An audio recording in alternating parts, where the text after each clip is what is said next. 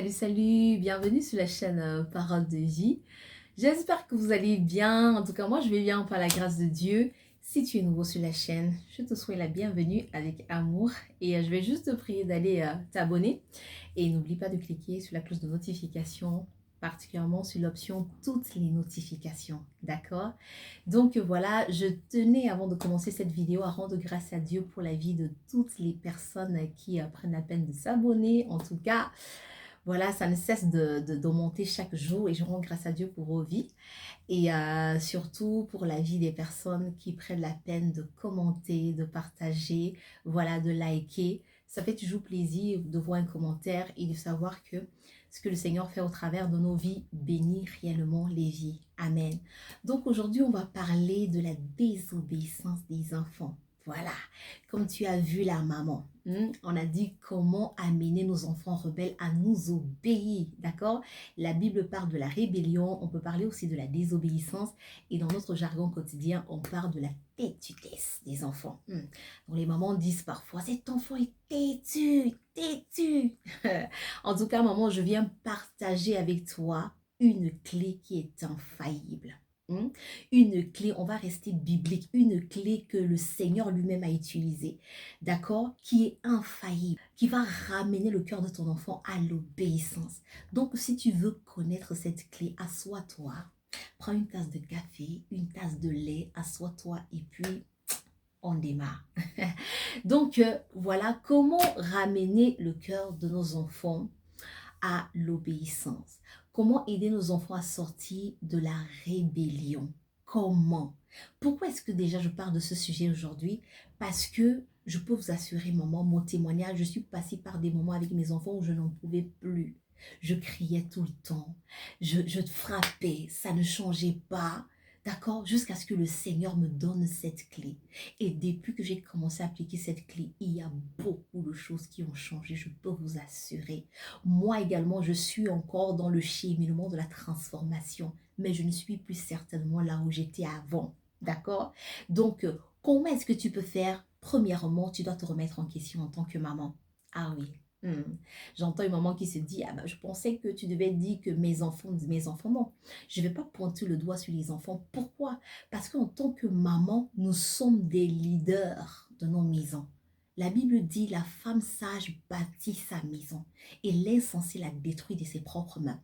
C'est à toi, maman, que Dieu a donné le leadership de l'éducation de tes enfants. Oui, d'abord à la maman parce que à 80%, l'éducation des enfants se fait par les mamans. Je sais que vous êtes d'accord avec moi. D'accord, les papas sont souvent en déplacement, etc. Mais c'est la mère qui est tout le temps avec les enfants. Donc, c'est à toi que Dieu a donné les clés du leadership. Et si ça ne va pas, c'est à toi que Dieu va demander des comptes. Donc, tu as intérêt à tout faire pour que tes enfants puissent obéir. Et c'est un principe, en tout cas, qui est biblique. Parce que lorsque les choses ne vont pas, le Seigneur demande toujours au leader. Il demande toujours au chef. Qu'est-ce que tu as fait pour que tes sujets, d'accord, ne font pas ce que tu leur demandes de faire? On va prendre le cas de Adam et de Ève. C'est à Adam que Dieu demande des comptes. Alors que c'est Ève qui a péché. C'est Ève qui a commencé à manger le fruit et donner. Et elle a donné aussi pour son mari. Mais est-ce que Dieu s'adresse à Ève lorsqu'il vient dans le jardin? Non. Il s'adresse à Adam. Il dit, toi, qu'est-ce que tu as fait? C'était à toi de faire tout ce que tu pouvais faire pour que ta femme, elle puisse t'obéir. D'accord? Parce que c'est toi le leader. D'accord? Donc voilà, il faut que tu te remettes en question. Il faut que nous nous remettons en question en tant que mère. Il faut que nous arrêtons d'être des mères pharisiennes. Et tu vas comprendre c'est quoi être une mère pharisienne. Alors, les pharisiens, pour les personnes qui connaissent la Bible, qui lisent la Bible, c'est des personnes qui s'opposaient beaucoup au Seigneur Jésus. Mais on va s'intéresser aujourd'hui à comment est-ce que les pharisiens étaient pour pouvoir comprendre c'est quoi être une mère pharisienne. Les pharisiens étaient pour la société juive ce que la police est pour nous dans notre société moderne aujourd'hui. Donc les pharisiens étaient en quelque sorte les policiers de la société juive. D'accord? Donc c'était à eux de veiller à ce que les lois de Moïse soient respectées par le peuple. C'était encore aux pharisiens d'appliquer les sanctions lorsque ça n'allait pas. D'accord? Donc, c'était encore quoi les pharisiens? Les pharisiens étaient des personnes qui étaient très hypocrites. Hmm?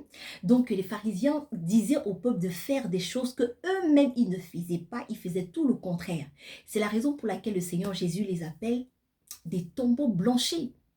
D'accord? C'était encore qui les pharisiens? Les pharisiens étaient des personnes égoïstes. Ils ne pensaient qu'à eux. Ils ne pensaient à faire respecter les lois de Moïse.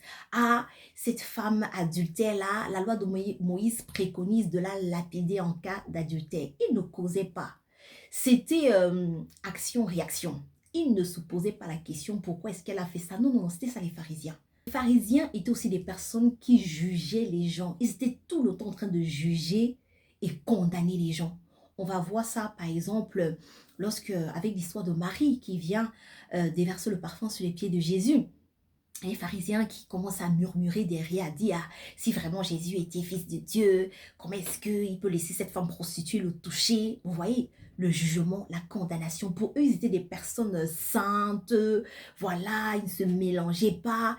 C'est pour ça qu'ils remettaient en question le fait que le Seigneur Jésus disait qu'il était fils de Dieu. Ils disaient, ben, si tu es fils de Dieu, pourquoi tu marches avec les personnes de mauvaise vie? Pourquoi tu manges dans la maison des pécheurs? D'accord, donc ils étaient tout le temps dans le jugement et la condamnation. C'était ça les pharisiens. Alors maman, tu as compris. Tu dois arrêter d'être une mère pharisienne. C'est-à-dire, tu dois arrêter d'être une mère qui est à cheval sur les règles et les lois qu'elle a établies dans sa maison. Équilibre. C'est pas pour dire que les règles et les lois ne sont pas bien. D'accord? D'ailleurs que le Seigneur Jésus, lorsqu'il vient, il dit, je ne suis pas venu pour abolir la loi de Moïse. Je ne suis pas venu dire que ce que les pharisiens disaient de faire, c'était mal. Non. Il dit, je suis venu pour l'accomplir. Donc, ça veut dire que Jésus était lui-même un modèle. Il était venu montrer aux hommes comment il fallait faire pour respecter les lois.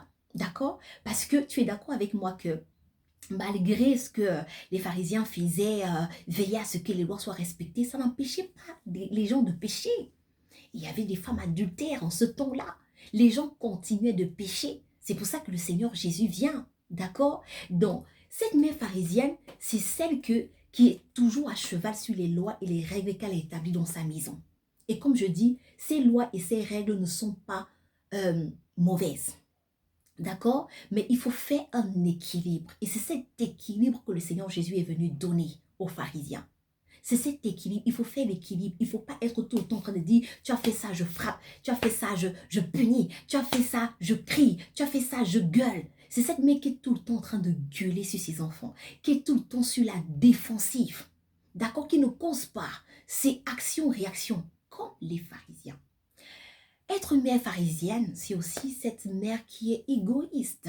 Oui, tu vas te demander, mais comment est-ce que je peux être égoïste en tant que mère? Oui, parce que tu es à cheval sur tes lois et tes règles établies.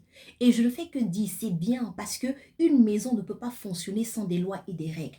Une société ne peut pas fonctionner sans des règles et des lois. Mais il y a un ingrédient que la société n'a pas compris. Parce que tu es d'accord avec moi que c'est pas parce qu'on dit de ne pas violer le feu rouge que les gens ne violent pas le feu rouge. D'accord? Donc, c'est cet ingrédient que Jésus a apporté qui a changé la donne. Et je vais partager ça avec toi aujourd'hui. Donc, on revient sur la mère pharisienne. C'est cette mère qui est hypocrite. Parce que très souvent, on va dire des choses aux enfants, mais nous ne sommes pas nous-mêmes des modèles. Et je peux t'assurer, maman, l'enfant, en tout cas, il va s'accrocher à ce qu'il te voit faire qu'à ce que tu lui demandes de faire. Donc, le Seigneur Jésus était un modèle. Il dit qu'il est venu accomplir la loi, tandis que les pharisiens n'étaient pas des modèles. Donc, une mère pharisienne, c'est celle-là qui n'est pas modèle pour ses enfants. Tu vas dire, par exemple, à ton enfant, ne dis pas des gros mots. Mais lorsque tu vas ouvrir ta bouche pour leur parler, tu vas sortir des gros mots, tu vas les insulter et tout et tout. Et en tout cas, les mamans africaines, elles sont fortes pour ça. Donc, c'est ça être une mère pharisienne. Une mère pharisienne aussi, c'est celle-là qui est tout le temps en train de juger, de condamner, juger. Voilà, tu es un enfant têtu, tu es bête, tu es ceci. Voilà, elles injurent. Tu es tout le temps en train de juger, de condamner. C'est ça être une mère pharisienne. Alors, quel type de mère tu dois être dans ta maison pour pouvoir amener tes enfants à t'obéir? Il faut que tu sois une mère Jésus. Voilà, on va voir maintenant comment est-ce que Jésus faisait. Qu'est-ce que Jésus est venu changer dans ce que les pharisiens disaient déjà de la loi de Moïse. C'est, oh Seigneur, l'ingrédient. Qu'est-ce qui faisait la différence dans l'enseignement de Jésus? On dit que l'enseignement de Jésus frappait les gens étaient frappés. Qu'est-ce qui a fait qu'une prostituée comme Marie vient déverser le parfum sur les pieds de Jésus et demander pardon et décider de changer de vie? Qu'est-ce qui a fait la différence dans l'enseignement de Jésus? C'était l'amour. La clé de l'amour. Je vais par là te lire un verset 1 Corinthiens 13, verset 1. Au verset 10, on dit: quand je parlerai les langues des hommes et des anges, si je n'ai pas l'amour, je suis un airain qui résonne ou une cymbale qui retentit dans le vide. Je te laisse aller lire la suite.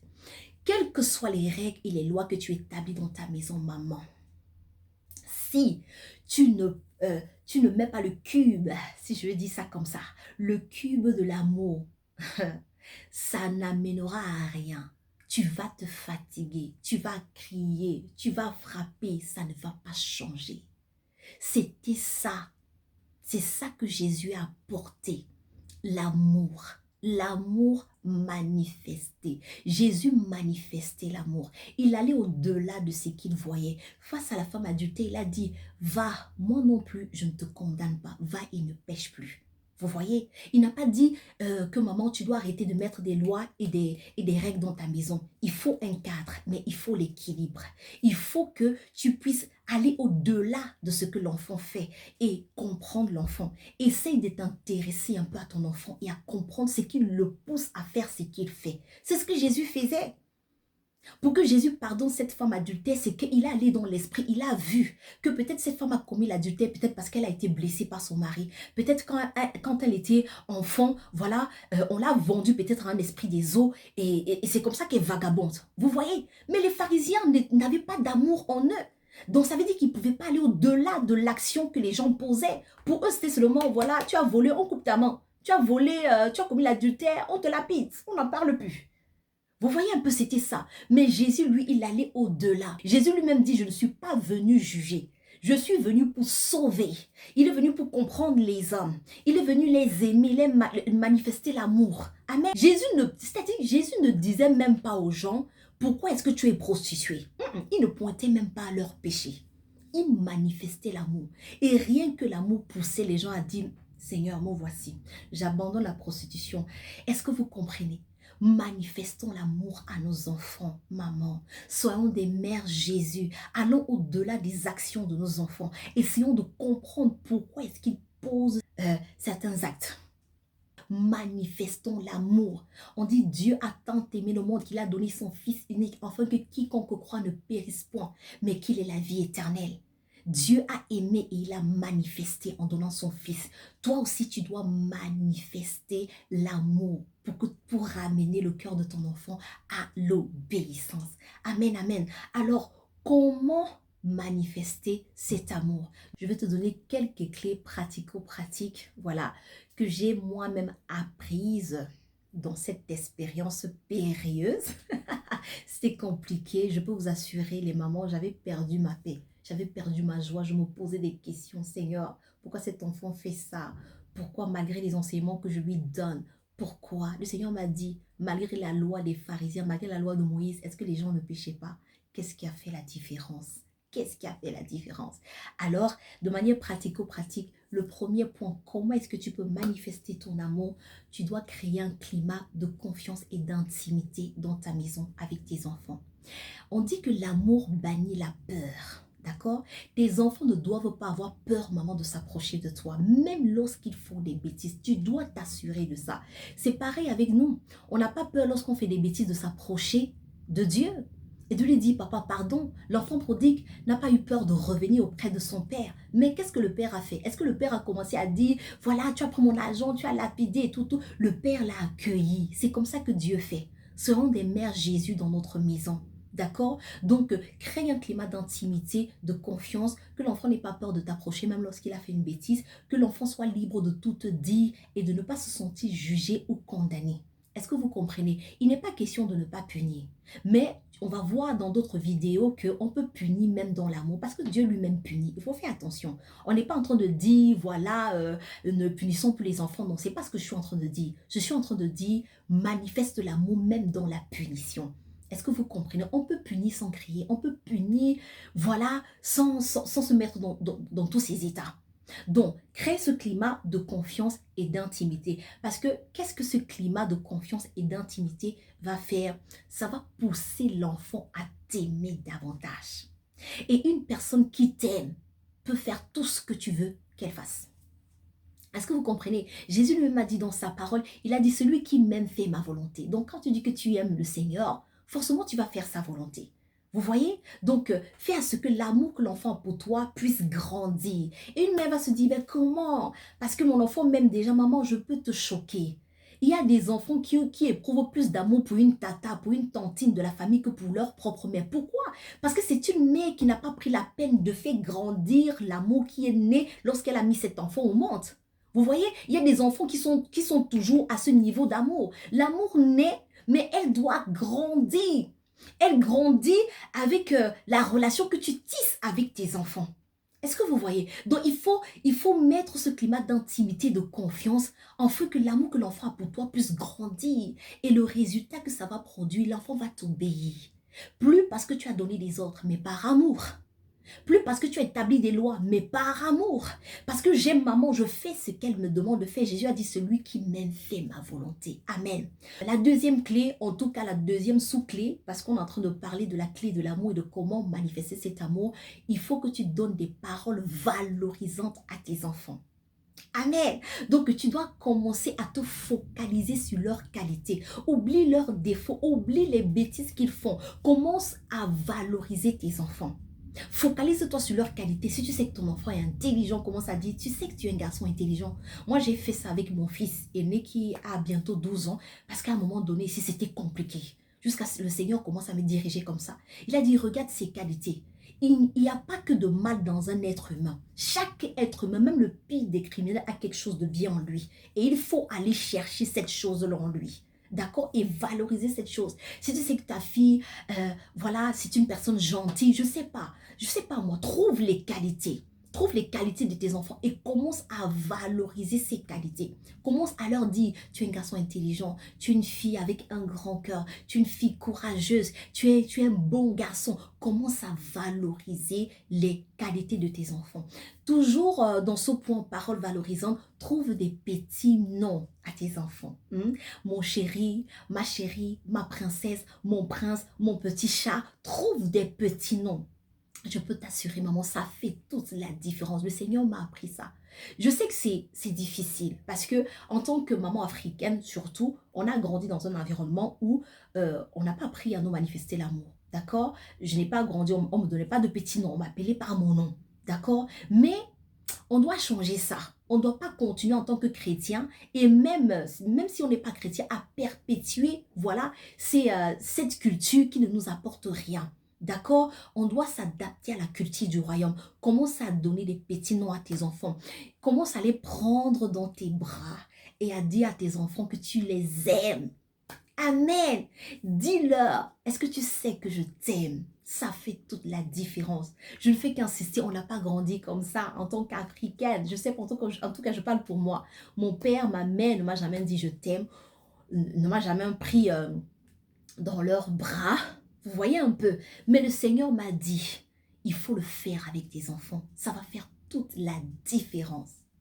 Toujours dans ce point parole valorisante, il faut apprendre à apprécier tes enfants lorsqu'ils font des bonnes choses. Oui, parce que très souvent, lorsque nos enfants font des bonnes choses, on n'acclame pas. On est toujours à cheval, on est toujours en train de marquer les mauvais points, de dire ce qu'ils ont fait qui n'est pas bien. Non, il faut apprendre à acclamer, à dire bravo mon chéri, bravo ma chérie. Le Seigneur m'a conduit à faire ça une fois. Je le fais de temps en temps. Mais une fois, voilà, j'ai donné une tâche à mon fils de 12 ans. Et avec sa sœur, ma dernière, elle a 1 an et poussière. Et je peux vous assurer, franchement, je ne me plains pas. Les grands frères et les grandes sœurs, ils prennent vraiment soin de leur petite sœur. Et j'étais sortie, ils ont gardé leur petite sœur, etc. Et je suis rentrée. En tout cas, le Seigneur m'a mis à cœur. Écris un message. Tu peux déposer dans leur chambre. Voilà, quand ils vont rentrer de l'école, ils vont voir. Et mets une motivation dedans. J'ai mis 10 euros pour le grand frère, j'ai mis 5 euros pour ma fille de 9 ans, d'accord?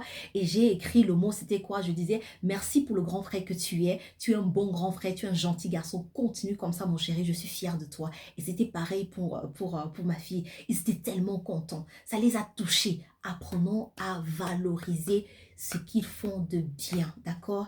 Ils vont se sentir bien et ils auront juste envie de faire encore, voilà, pour que la prochaine fois, tu dises encore de belles paroles. Vous voyez, qui n'est pas content lorsqu'on le valorise? Tout le monde. D'accord? Donc, commence à le faire avec tes enfants. Tu vas voir, ça va fonctionner. Donc, je vais prendre le troisième point. La troisième clé, arrête de rappeler à tes enfants leurs bêtises passées. Les mamans africaines, je ne fais que parler aux mamans africaines, nous sommes fortes pour ça. C'est-à-dire, ma mère, lorsque tu fais quelque chose en 1900 combien, tu refais l'autre en 2004, elle te rappelle, tu sais, en 1900 quelque chose, tu avais fait ça, tu avais fait ça, tu avais fait ça. Dieu ne fait pas ça. Quand Dieu nous pardonne, il oublie. C'est fini. C'est fini. Vous vous imaginez si on venait devant Dieu tout le temps demander pardon et qu'il nous rappelait tout le temps nos fautes, ça va être compliqué.